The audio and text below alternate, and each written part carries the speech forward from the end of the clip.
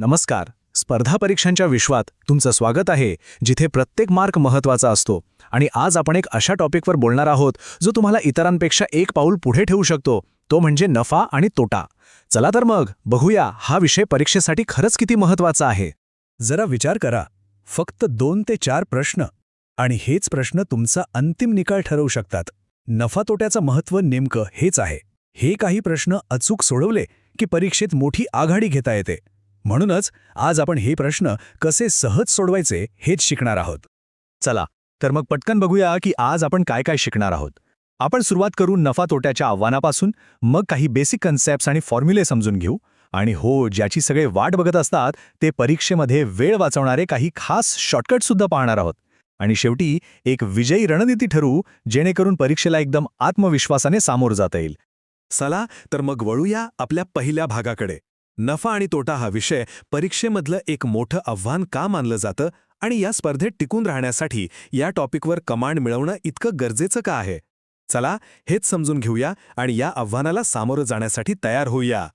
आता बघा, दरवर्षी साधारणपणे 2 ते 4 प्रश्न या टॉपिकवर येतात. आता ही संख्या कदाचित कमी वाटेल, पण ज्या परीक्षांमध्ये एका मार्कासाठी स्पर्धा असते तिथे हेच प्रश्न निर्णायक ठरू शकतात. त्यामुळे या संधीचं सोनं करणं खूप महत्त्वाचं आहे. कोणत्याही विषयावर प्रभुत्व मिळवायचं असेल तर त्याचा पाया मजबूत असायला हवा, नाही का? म्हणूनच चला आधी काही महत्त्वाच्या आणि मूलभूत संकल्पना म्हणजे बेसिक टर्म्स स्पष्ट करून घेऊया. एकदा का हे समजलं की पुढचा प्रवास एकदम सोपा होईल. ठीक आहे, तर सगळ्यात पहिली आणि सर्वात महत्त्वाची गोष्ट म्हणजे खरेदी किंमत, किंवा आपण त्याला कॉस्ट प्राइस CP म्हणतो. ही ती मूळ किंमत आहे ज्यावर पुढचे सगळे हिशोब अवलंबून असतात. एक गोष्ट लक्षात ठेवा, यात फक्त वस्तूची किंमत नाही तर वाहतूक किंवा दुरुस्तीसारखा वरचा खर्चही समाविष्ट असतो. यानंतर येते विक्री किंमत म्हणजेच सेलिंग प्राइस. सोप्या भाषेत सांगायचं तर ज्या किमतीला आपण ती वस्तू विकतो, याच खरेदी किंमत आणि विक्री किंमतीच्या फरकावरून आपल्याला कळतं की नफा झाला की तोटा. एकदम सोपं आहे, बरोबर? आता बघूया छापील किंमत, ज्याला आपण मार्क्ड प्राइस किंवा MRP असंही म्हणतो. ही ती किंमत असते जी त्या वस्तूवर किंवा लेबलवर छापलेली असते. पण लक्षात घ्या, ही नेहमीच विक्री किंमत असेल असं नाही, कारण यावरच आपल्याला सूट मिळते. आणि ही जी सूट किंवा डिस्काउंट आहे तो नेहमी छापील किंमतीवर दिला जातो. हा मुद्दा खूप महत्त्वाचा आहे. अनेकदा इथेच गोंधळ होतो. सूट नेहमी छापील किंमतीवर मोजली जाते, खरेदी किंमतीवर नाही. ही चूक आपण टाळायला हवी. चला आता या टॉपिकचं सगळ्यात महत्त्वाचं हत्यार बघूया, ते म्हणजे सूत्र. कोणतीही ॲडव्हान्स ट्रिक किंवा शॉर्टकट शिकण्याआधी ही मूलभूत सूत्र पक्की करणं खूप गरजेचं आहे. ही सूत्र म्हणजे तुमचा पाया आहेत. इथे बघा, नफा आणि तोटा काढण्यापासून ते त्यांची टक्केवारी काढण्यापर्यंतची सगळी महत्त्वाची सूत्र दिली आहेत. यात एक गोष्ट नीट लक्षात घ्या की नफा आणि तोट्याची टक्केवारी ही नेहमी खरेदी किंमतीवर म्हणजे कॉस्ट प्राइसवर काढली जाते. हे जर लक्षात ठेवलं तर अर्ध्या चुका इथेच टाळतात. आणि हा आहे या विभागाचा गोल्डन रूल. हा नियम अगदी मनावर करून ठेवा. जास्तीत जास्त चुका इथेच होतात. टक्केवारी नेहमी खरेदी किंमतीवरच काढायची, जोपर्यंत प्रश्नात मुद्दाम विक्री किंमतीवर काढायला सांगितलं जात नाही. हा नियम लक्षात ठेवा आणि बघा कशी गणितं बरोबर येतात. चला तर मग आता त्या भागात जाऊया ज्याची आपण सगळेच आतुरतेने वाट पाहत होतो, शॉर्टकट्स. हे शॉर्टकट्स म्हणजे परीक्षेतील आपली गुप्त शस्त्र आहेत, जी आपला मौल्यवान वेळ वाचवतात आणि आपल्याला इतरांपेक्षा पुढे नेतात. चला तर हे रहस्य उलगडूया. हा एक विशिष्ट प्रकारचा प्रश्न आहे जो परीक्षेत हमखास दिसतो.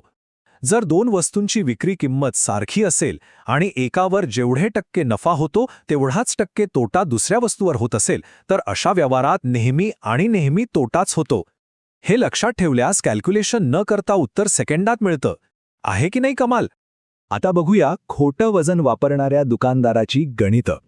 ही गणितं दिसायला अवघड वाटतात, पण ती सोडवण्याची एक अगदी सोपी पद्धत आहे.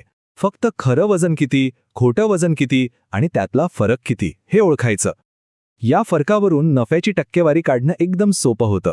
हा शॉर्टकट वापरून असे प्रश्न अगदी सहज सुटतात. अनेकदा प्रश्नांमध्ये सूट आणि नफा दोन्ही दिलेले असतात आणि छापील किंमत व खरेदी किंमत यांच्यातलं नातं विचारलं जातं.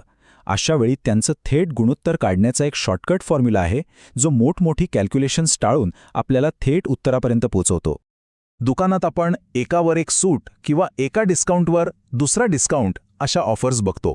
परीक्षेतही अशा 2 लागोपाठच्या सुटींवर प्रश्न विचारला जातो.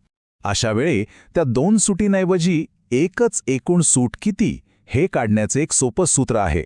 हे सूत्र येथे खूप उपयोगी पडतं आणि भरपूर वेळ वाचवतं.